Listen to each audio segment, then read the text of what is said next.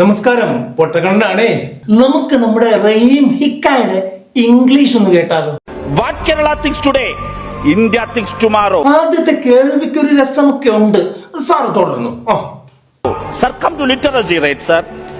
What Kerala thinks today, India thinks tomorrow, sir. എന്റെ പൊന്നു സാറേ, ഇത് ലൂപ്പിലിട്ട് കേൾക്കാൻ വല്ല DJ പാർട്ടിയാണോ? ഒന്ന് മാറ്റി പിടിക്കും.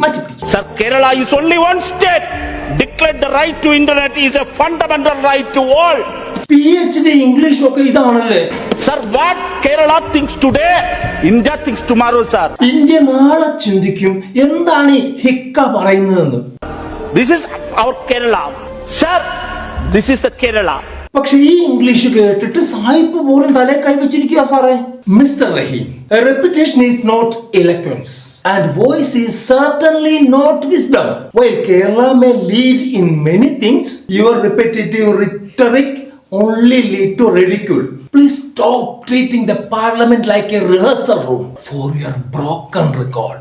Eloquence is about substance, not just noise. Okay?